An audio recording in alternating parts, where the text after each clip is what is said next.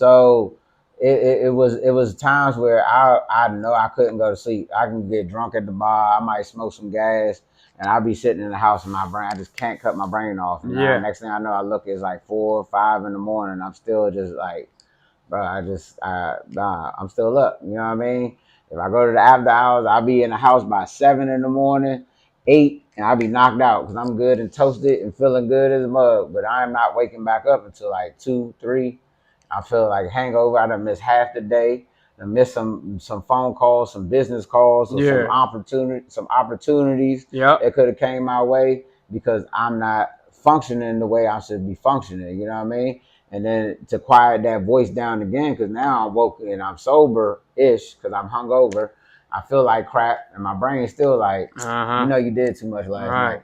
What was you thinking? And it Boom, get boom, boom. You had fun with X, Y, Z, uh-huh. this, that, and the third. Yeah, that was cool, whatever. But is it though? It's Like, right. what are you showing your son? How you feel when you Uh, looking in the mirror, right. being hungover, knowing that you just missed half of the day? Right. And then those thoughts give you anxiety and it run you back to the liquor store. Exactly. And then you back at the bar drinking again, and you back with the same people that you was with the night before, That's what I'm and saying. those people may not internally have the same Yeah, conversations with they themselves. They probably don't. don't. They don't care. You That's what I'm know, saying. they cool with living like that until they 50, 60.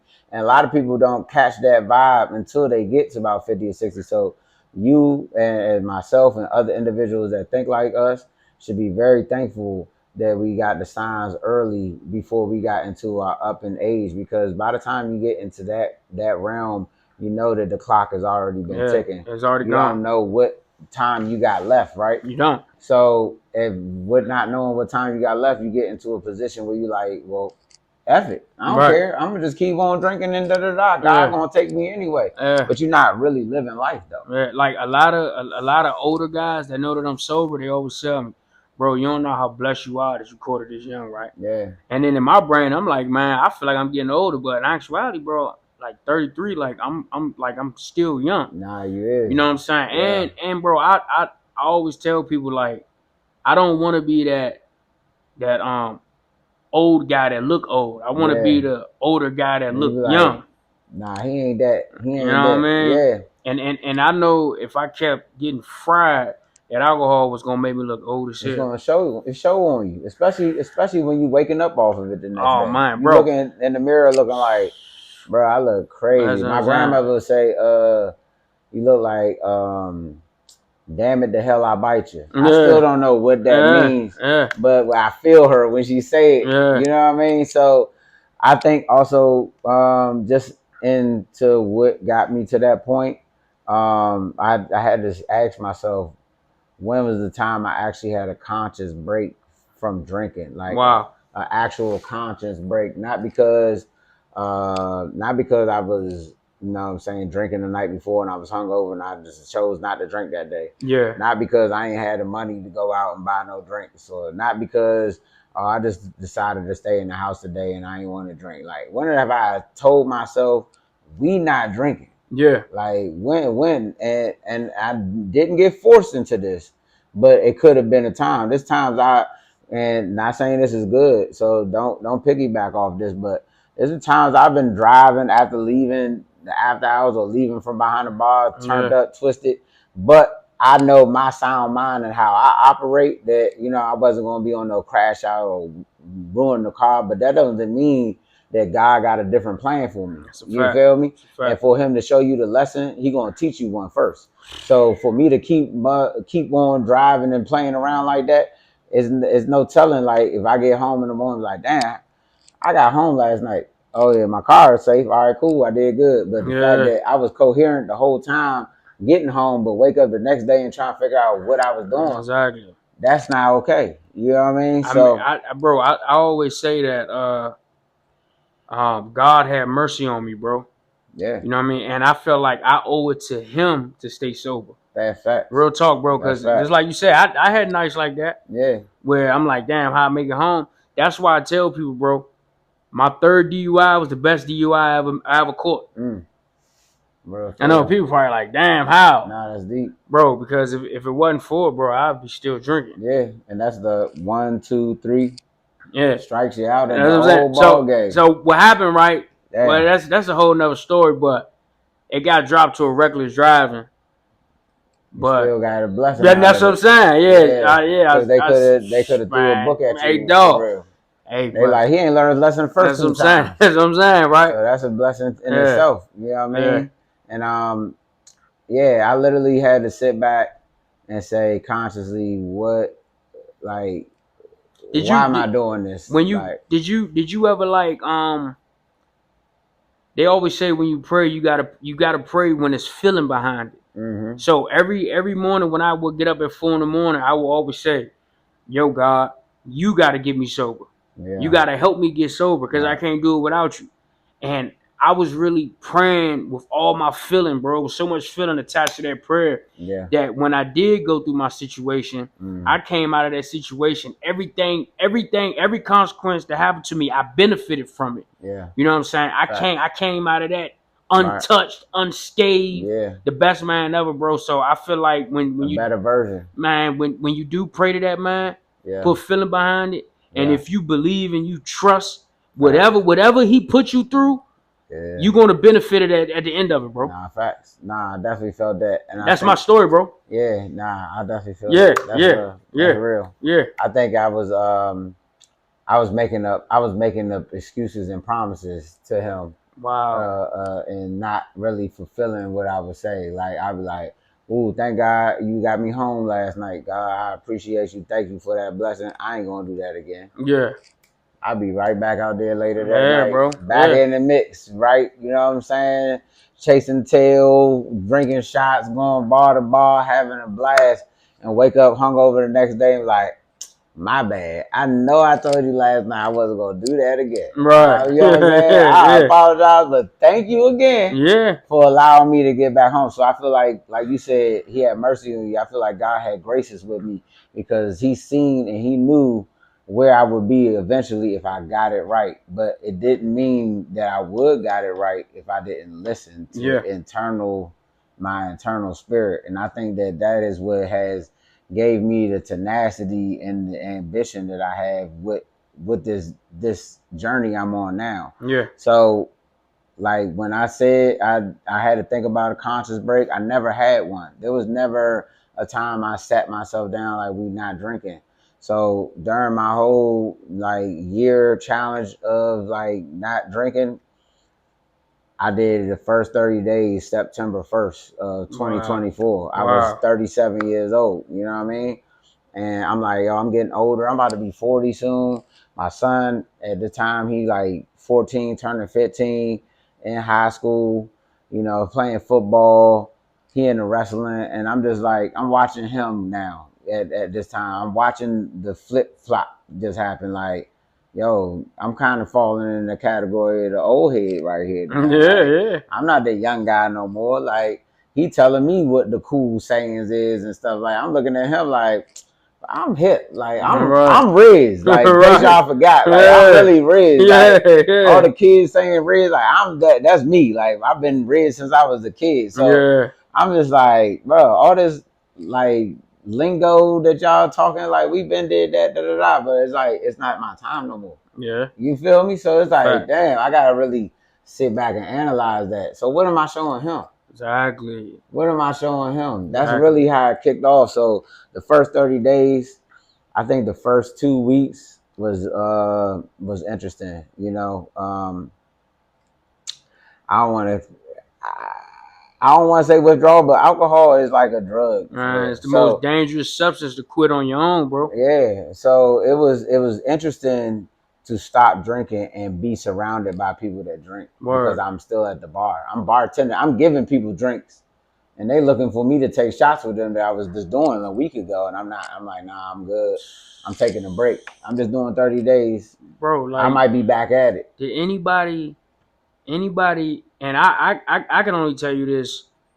You know, I'm an alcoholic, bro. Right. And the only reason why I say that is because I know that if I go back to drinking, bro, I'm not gonna stop. So I think that was part of my journey too. Yeah. I know that about myself. That's what I'm saying. I'm gonna go hard, bro. Yeah, I'm gonna fuck the bar. Yeah. Excuse my language, but yeah. How like you had to be so disciplined that you wanted to quit, that you was around alcohol Mm-hmm. every day, and you ain't never give in, bro. Yeah. I gotta congratulate you on that, Thank you. bro. Because Yeah. honestly, Thank you. bro, I couldn't have done it, bro. Thank you. Yeah. Yeah. A lot of people And still question and try to figure that out. They be bro, like, bro, how you a bartender and not drinking? What? bro, and the fact you stopped cold turkey, bro. Yeah, I did. I did. Hey, It was Slim. wild.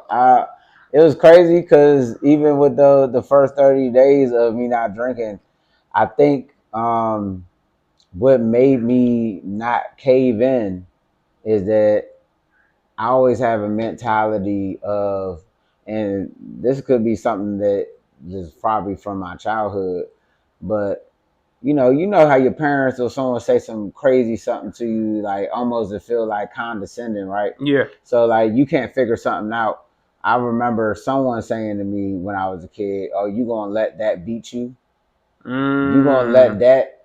You gonna let you can't open up the peanut butter jar? You gonna let that define you right now? You Yeah. can't figure out how to open that. Right. You can't figure out how to do it out. You gonna let that beat you?" So I always think I had a mentality like that, and the alcohol when the cravings would kick in, or when I see everybody else having fun and everybody having a blast, being blasted. I would be like, dang, I wish I was. Man, I should take a shot of tequila right now. I would take a shot of tequila with y'all. And then that voice in my head, like, you gonna let that beat you, bro? Like, Right. you already just passed 7 days. Yeah. We only got X, Y, many 20 more days to go. You might as well keep your foot on it and stop. Don't even. All right, so and I'm listening to that voice, I'm happy you didn't give in, because they say it takes 7 days to start a habit, to create a habit. Mm-hmm. And also, like, one thing I could say about me being sober, I'm unknowingly um uh having discipline, which I never had discipline in my life. Exactly. And I'm unknowingly setting boundaries, which yes. I was never, bro. Talk that, bro. I didn't, bro. I Talk didn't, that. bro. Like, yes, sir. Damn, bro. Do you think a lot of addiction, whether it's alcohol or drugs, do you think it comes from low self-esteem and childhood trauma? I think it's attached to that. Word. I definitely think that it's attached from low self-esteem. I think it's attached to trauma from childhood. Yeah. I think that it is also attached to escapism. Yeah. I think it comes from looking for comfort. Yep. And when you find comfort in certain things, you kind of run to it. So, like, for instance, some people look at food as comfort. Yeah. And they'll eat food knowing that the food that they eat is not good for them. Yeah. They don't care because internally they're battling something that is way stronger than their craving for the food. So they use that as a escape to feel relaxed or feel comfortable. Some people use alcohol. Some people use drugs. You know what I mean? And some people skip the fact that you have God, you have the Lord. You should escape in that. The answers will be right there. And a part of Him is a part of you. Right. So the answers are already in front of you, but you ignore them because you're too internally battling some old stuff. Yeah. You don't have the capability to let go of things that you let beat on your back. You know what I mean? So that was something that I say mentally. Thank God that I went through this discipline journey because it helped me dissect everything internally that I was going through to come out as who I am at this particular time. Now I feel like I have, rewind the clock on myself. You know what I'm saying? If y'all bring up a picture of me 9 months ago, you're like, this look like a whole nother person. Bro. Yeah. You had never ever been like that. Like, people see me that's known me for years and look at me and be like, "Yo, hey, how you doing? My name is so and so," and I be like, "Bro, wow, it's Riz." How that make you feel? And then they look at me like, "What, Riz? What the?" Because it's like it's I'm a new person. Yeah, it's crazy. And honestly, bro, I think in life, I think you should reinvent yourself every 3 years, bro. People are scared of change. You know what I'm saying? But change is not always bad. And sometimes change is forced. Change is force, yeah. Sometimes change is forced Yeah. for the better. You know what I mean? Exactly. So, say like instance, like what happened to you. Yeah. That change was a forced change, and look at you now. Like Hey. what you doing for yourself and for your kids and for your family. Hey. Like you just changed the Yeah. narrative. Hey, yo, like that For night real. when whoever called the police on me, I hated that person for a long time, bro. It wasn't until like when I came out of that situation and it benefited me. Well, I just want to say thank you to that person that called the police that night, bro. Real spill. Real, yeah, that's Like real. real spill, man. That's And real. it takes motions like that to take place, you know. So in your journey, Mm-hmm. do you got a therapist? Do you do that? I actually would love to get into that. So if anybody that is on this channel or like watch this video, definitely reach out to me. I think that's like one of the last things that I haven't been able to lock in. But I will say my therapy has been in completing these challenges that I've set up for myself in the past 12 months. Yeah. My therapy has now gone from, okay, not drinking. After the 30 days of being sober in September, I decided to keep being sober. And the following month, I was like, man, I could do it again. Let me do 60 days. Yeah. You know, I never put a time frame on when I was going to stop or start drinking again. I just said, I feel good. I'm going to go again. And when I did that, it also opened up the door for me to rip away a lot of the other comfort that I was holding on to, like food. I decided I was going to take bread out of my diet. Next month, it'll be 1 year since I had a damn sandwich or any like pizza or anything like that. Like I cut bread out of my diet all the way completely. So I got mental clarity and therapy from completing my goals, which just drove my aspiration up. It boosted my endorphins, got me closer to God, got me closer to my higher frequency, got me closer to a space of where I'm at right now to even be a pivotal like person to catalyst something like this for individuals in the community right now. Yeah. And you know, with that being said, I did 2 more months with the bread. Then I got into December, weighed myself. I was 282. And I told myself that all I was going to do for the next 30 days in December is drink water. Good old H2O. That God put here on the planet for us. Work out every day. And when I say I took sugar out of my diet, I kept fruit because natural sugar is okay. Yeah. So I only ate fruit. I only drink water, and I was working out for 10 minutes a day. That was in December. I was 282. And right now we are in September. And I am 187. Damn. So I lost all that weight in 9 months from December just working out. Now I work out more intensively. I don't do 10 minutes a day. I'm doing 30 minutes to an hour. Yeah. But all of that started from the 30 days of no drinking alcohol. Damn. You feel me? So like you can change your narrative. You know what I'm saying? You can change the derivative of like what your experiences are. I had to unwound myself to put myself back together again, if that makes sense. I had to rip away the comfort. I had to rip away the the conditions that I was conditioned to condition myself to where I am right now. Exactly. You know? So I can only thank God for that. Yeah, like, bro. Real lives. Like I don't know what it just listen. That's all I can say. When it hit you, listen. Don't question it. Just listen. You think you can't do it, you can do it. Man, I'm telling you. You can put that down. You can pick something else up that can pick you up. Yeah. Straight up. So let me so once you put the alcohol down and then once you got your diet together, what changed in your life? Did your attitude change?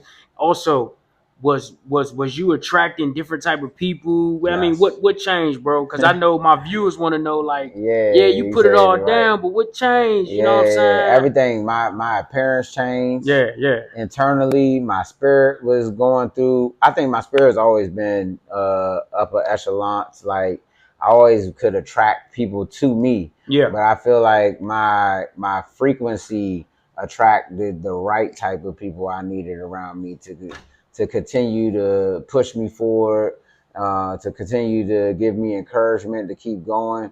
I think that I have opened up doors that I probably wouldn't have been able to open if I was to continue down the path that I was already going down. Word. So like all of that kind of played a factor. Mostly, I would say that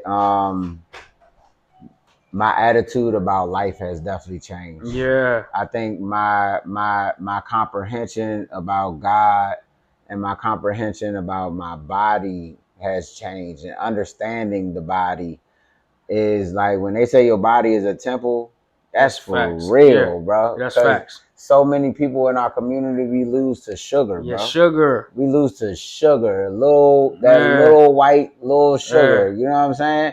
Not no booger sugar. Sorry for all y'all. Y'all probably get that. You know what I'm saying?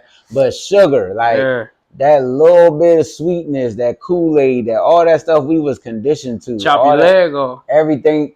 Lose your leg, lose your fingers, lose your brain, get Alzheimer's. Like, is it me, bro? So we were around the same age, bro. Yeah. Either back in the day, I didn't know what a dialysis clinic was, but bro, it's a dialysis clinic everywhere now, bro. Yeah. And it's predominantly in the black neighborhoods, bro. Exactly. Predominantly in the black neighborhoods, bro. It's predominantly in the neighborhoods where people have to,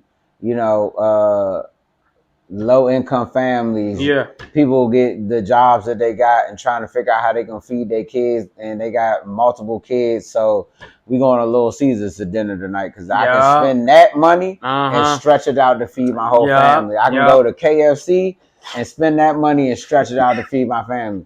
I just worked all damn day. I don't have time to cook no dinner. Right. I'm gonna stop at the McDonald's and get my kids all the sodas they want. Frat pay or whatever the heck that is, a McFlurry.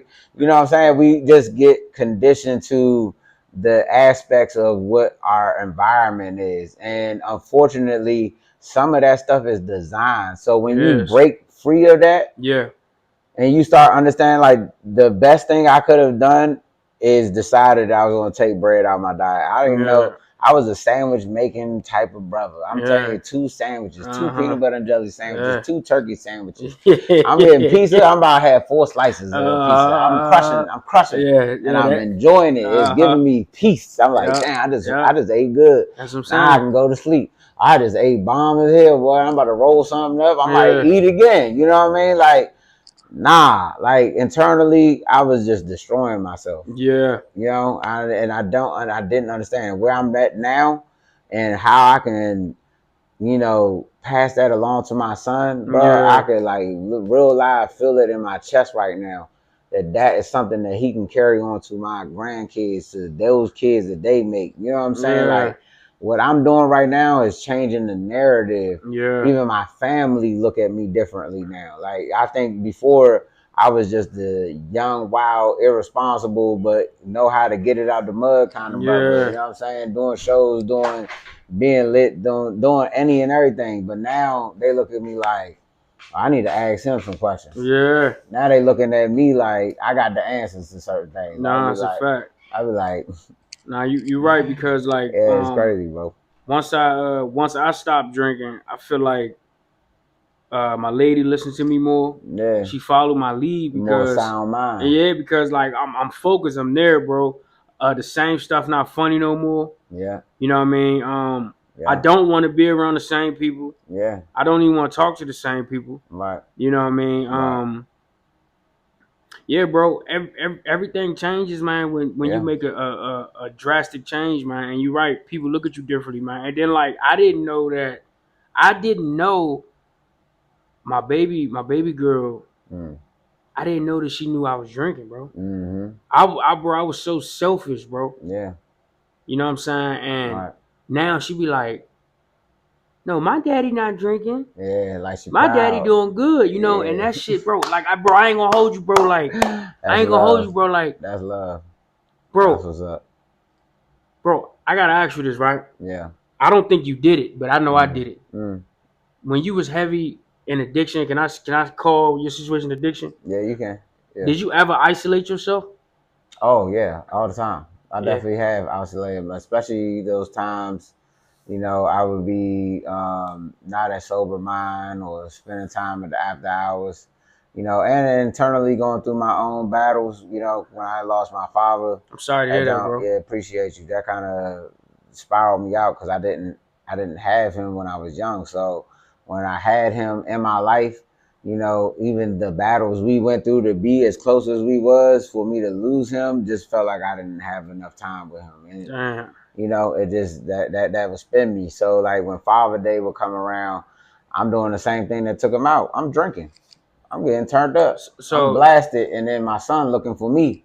Like, Dad, it's Father's Day. Like, I'm trying to spend Father's Day with you. I'm too messed up about my father not being here that I just neglected the time that he wanted to spend with me. Like he wanted to do something special for me. Yeah. And I'm losing myself, looking like, damn, why I ain't had time with my father? Well, I just robbed him of having time with me for that day particularly. Yeah. You know, not like majority of his life or anything like that. That was the circumstance that I had. Yeah. But just that one, you don't understand like what that mean to him. You feel me?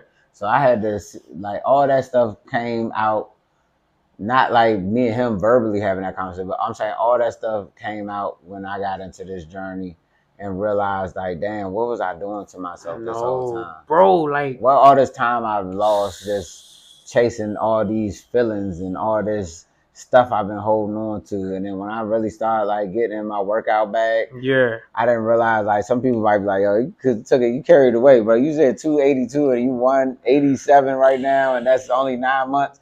Yeah, I went hard with it because I had so much shit I was holding on to, excuse my language, so much stuff I'm having on my shoulders. Yeah. You know what I'm saying? So those workout sessions and those bike rides and those swimming classes or swim lessons or whatever, I went 30 days into the pool in July. I just like, I'm gonna learn how to swim. That's your therapy. You know what I mean? That was my therapy. I let go of so much while I'm losing weight. You know what I'm saying? Like it became a bigger goal than just actually losing weight. It became more solid and more accountable and more driven. You know what I'm saying? And just owning up to the aspect of what I feel like I was designed to do and designed to be. Word. So in other words, when you lost that weight, you lost like the trauma.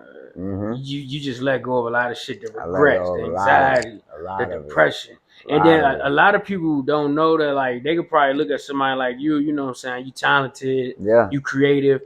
I'm assuming even when you was drinking, you was around some good people. They probably wouldn't think that you was battling all that shit, exactly. bro. Exactly. They probably wouldn't even think that, bro. Nah, they definitely wouldn't. I think a lot of them are shocked. You know, and you know, sometimes people get stuck, and this is gonna be good. I want this to be gonna be one of the little cliff notes and the reel we might use to promote this. But like, people get stuck in the aspect of they think of you how they already been thinking about you. So when you change in front of them, you blow their mind. Yeah. Because forever they only look at you a certain way. They look at you as the party drinking, turned up individual, shows up, having the girls come around, turn up, popping bottles. They look at you like that. When you stop that and you totally change your forecast and change your circumstance, and you are on the stand-up path, you look like a whole brand new individual.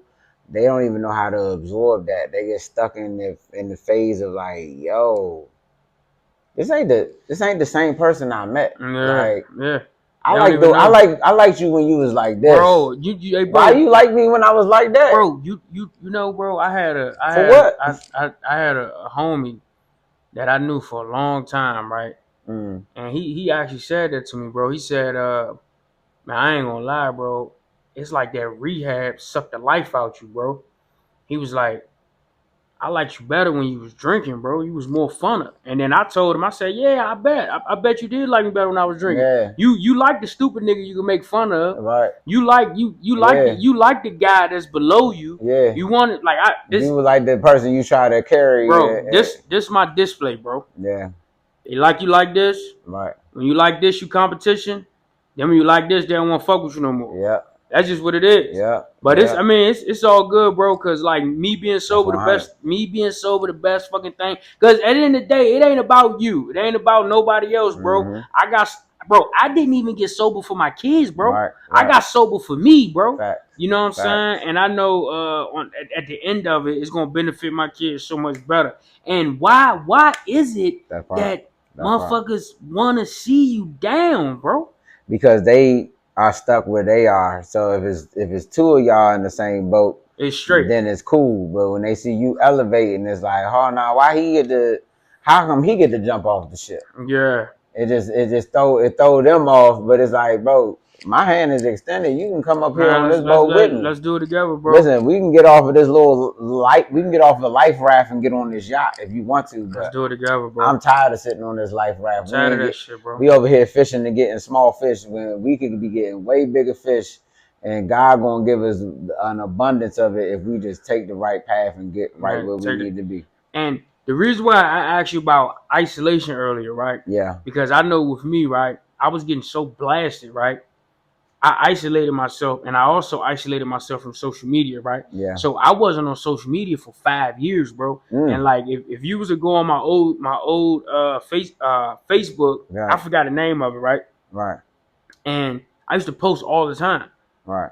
I lost my phone, and I was just getting so twisted, bro. I never got back on Facebook, right? So for me to be right here with you, even coming out my shell to even ask you questions yesterday, ask Michaela questions yesterday. Right. It was shocking to me, and even me just making a TikTok was the hardest thing I did in a long time because I isolated myself so much. I was afraid to get back on social media. Right. You know what I mean? And that's what sobriety did for me. Sobriety gave me the freedom to be myself again. It gave me the freedom to advance. It gave me the freedom to just be free, bro, because I was a slave to that shit, bro. I couldn't, bro. When I got off from work, liquor store every day. Yeah. And a lot of people isolate themselves when they on them drugs, when they on alcohol, bro. And I think sometimes you isolate yourself too. Not to cut you off. Yeah. I think you isolate yourself too when you getting sober.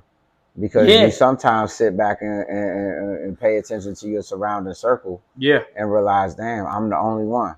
I'm the only one. I'm the only one doing this right now. Yeah. And you try to convince your people like, nah, this is good what I'm doing. It's good. They look at you like you crazy. Like, bro, you're not drinking no more? Not drinking. You're not smoking no more?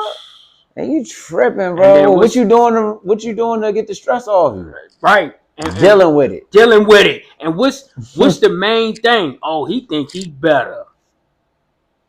You damn right. Why shouldn't I think I'm better though? I think everybody better. I think everybody in this world should think they better. That's right. You know what I mean? That's right.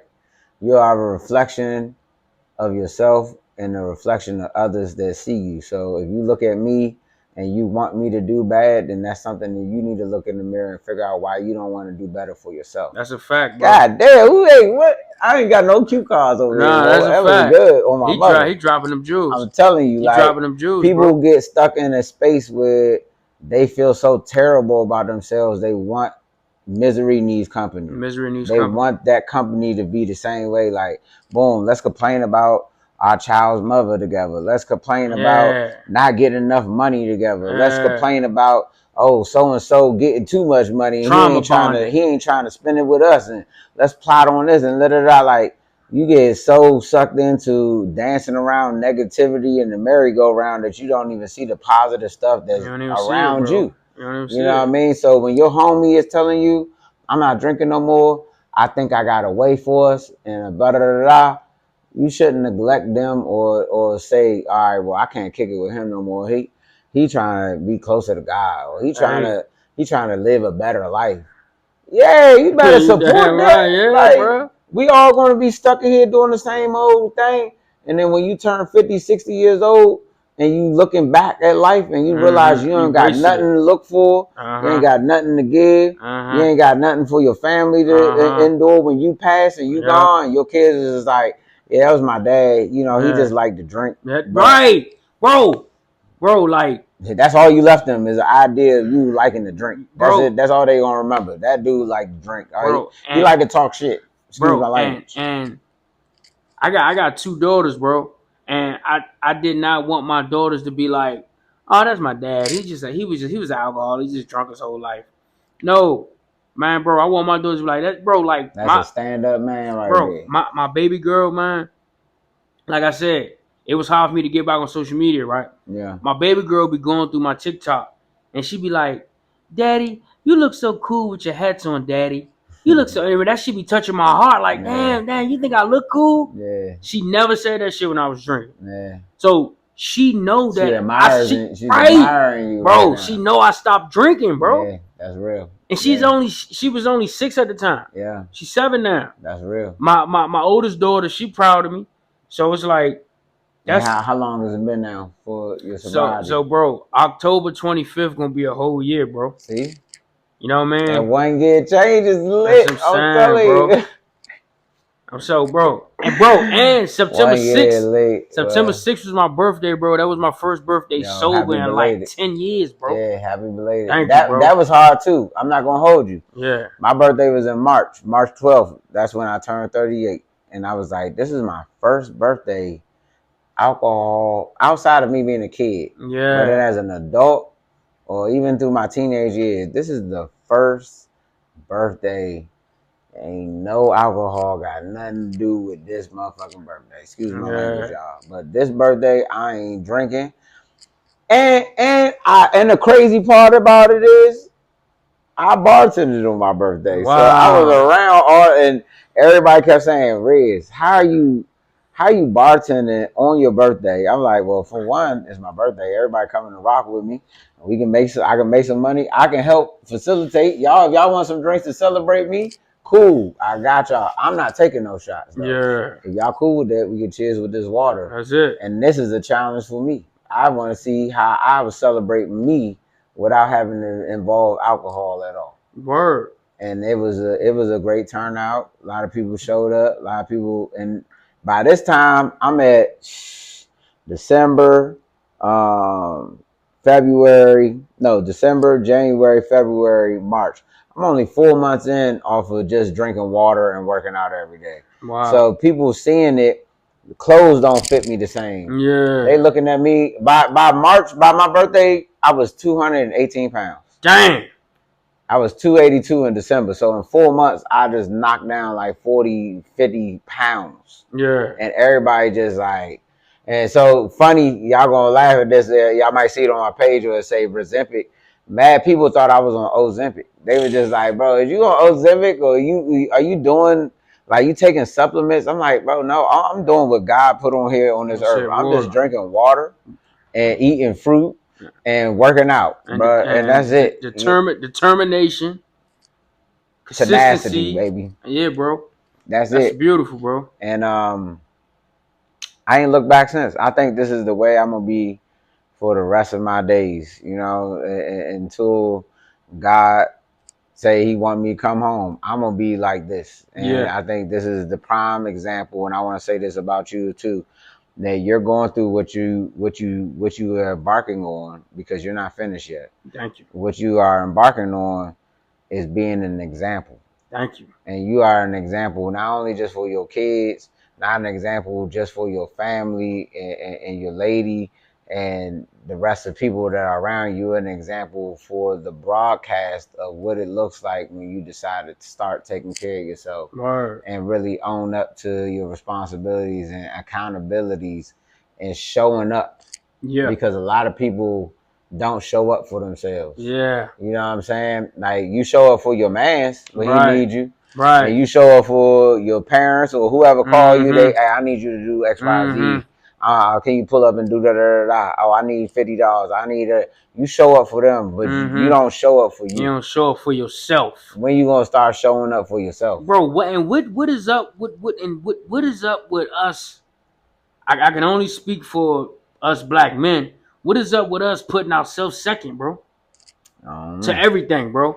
Yeah. And like you said, we don't show up for ourselves, bro. Yeah. We don't look in the mirror and say, bro, you doing it, bro. Yeah. You doing it, bro. And why should we seek validation from somebody else? We should be seeking validation from ourselves, bro. In the mirror, bro. And that's what I do. And why did it take for me to get sober to see that? To see what affirmations were? Why, bro? Good. Right. I'm 33 years old. Why I didn't know what affirmations was when I was a kid, bro? Right. Bro, my depression, honestly, started in the 6th grade, bro. Yeah.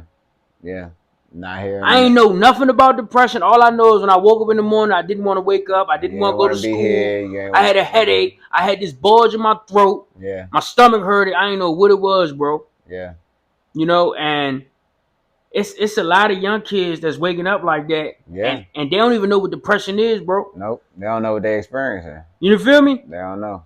Yeah. Nah, I think it does start out young, especially in the adolescence age of when you're 12.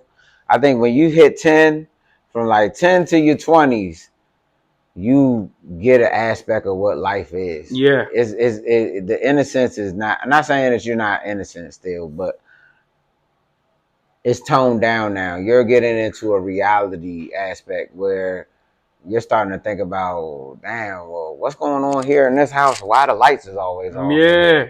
Why the water never running? Like, you're starting to pay attention to all the things. Yeah, when you get bro. into that space. Yeah. And so then you get depressed, or you get into a dark space when you go around the people that you see that got the things that you looking for. Yeah. You're like, damn, well, why we ain't got this? Exactly. Why we ain't got that? You know what I mean? And depending on what your family like lifestyle is, or you got aggressive family members, or you got loving and conditioning pandering family members that like, oh, you know what I'm saying, like stuff like that, it also makes up what, you know, I guess your temperaments are. Yeah. You know what I mean? Some people lose their temper like this. Yeah. Some people kind of like, not calling you soft or nothing like that, but I'm just saying a little more like shy and like, oh no, I don't want to get into confrontation. You got people that's like amped up, like, man, you don't know what my mama called me this last night. My dad said this. I'm gonna knock you out. Like, right. All that stuff playing factor. You know what I mean? And that play in factor with your own depression. You wake up mad, thinking about what happened yesterday and not thinking forward of what's going to happen today. Yeah. You know, and I think with this journey, I was able to totally live in the moment. Yeah. Every day was a moment. And yeah. I want to piggyback off of one thing that you were saying, like being validated and looking in the mirror and congratulating yourself. And as black people, as black men and black women, I don't think sometimes we sit back, we be like, man, you did that. But you got to really sit back and like really appreciate the efforts you put in, especially when you're doing right and you're doing good. I think that a lot of us get stuck in not understanding the difference between discipline and punishment. Word. I think we all grew up hearing the word discipline as if, you know, as a sign of punishment. Yeah. So when you hear the word discipline, people run from it. Yeah. Because that reminds you of when your grandma said she about to go get that switch. Yeah. And whoop that, you know what I'm saying? Or your dad will come in and be like, your mom be like, you need to discipline him. Yeah. And then he come in there and jack you up and beat you down. Or your mother smack you on the back of your neck or pull your ear. That your discipline has always came with a sign of punishment or a sign of you know, people kind of like hurting you. Yeah. So you retreat from it. Yeah. And people are scared when you say the word discipline. You watch them retreat. Yeah. They retreat within themselves like, oh, discipline. Right. I ain't there yet. Everybody play with the idea like, man, I gotta get disciplined. I need to figure out how I'm gonna be more disciplined. They carry that word and attach it to punishment. Yeah. But discipline isn't punishment. Right. Discipline is, you know, the conditions to get you to the part where you're getting to a higher purpose. Right. You're being better about yourself. You're knowing the rights and the wrongs, the yes and the no's, to make you be at the best, highest point you can be within yourself. Yeah. So I think we got to separate the word discipline from the word punishment. You know, I think, again, a lot of people use the word discipline and they retreat because it brings up the trauma that they have with the word discipline. Yeah. From spankings, sitting in the corner. Mm-hmm. So-and-so beat your butt down and you just you couldn't sit down on the couch for a couple of days. You just like, man. And they were like, yep, he needed discipline. Yep. He needed this or she needed that. You know what I mean? And it separates the idea from the spirit of being disciplined. You know, you need to get disciplined for you to have a structure, for you to have a system, and for that system to make sense, you need to have some type of discipline in your life.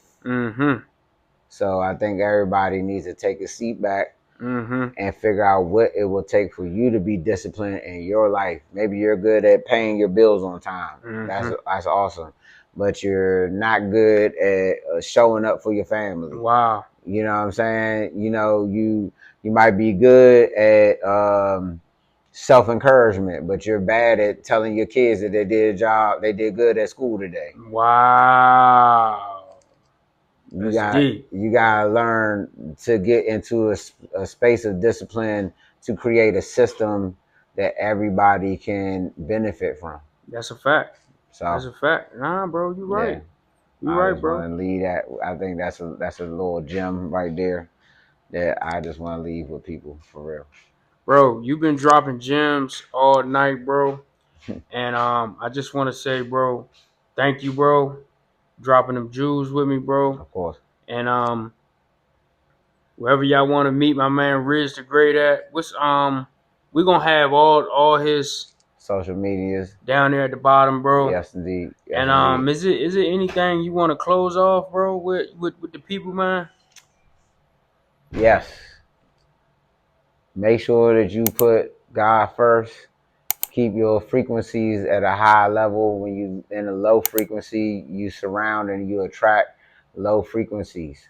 So don't be surprised when you're still running around and running in the same hamster wheel doing the same old thing. If you want better quality of living and you want better for yourself and outcome for your family, you need to put yourself at a higher discipline. You need to put yourself at a higher frequency to attract that into you. So I'm going to say this to everybody, peace and love. The things you can't control, the things that are out of your control is the things you cannot control. And you got to be okay with that sometimes. I always say this to everybody. Don't trip. That's real. That's a lifestyle. Make sure y'all don't trip. If it's out your hands, you can't worry about it. So yeah, don't trip. Don't trip. And I just want to say, family, man, always put yourself on a pedestal. You know what I'm saying? Right. That's real, man. And I just want to say thank you guys for tuning in. Like, comment, subscribe, share it to all your friends, man. And thank you so much, family, for taking your time out to chill with me and Wiz the Great. Yes, and this is my corner, and we out. Yes, sir. Don't trip.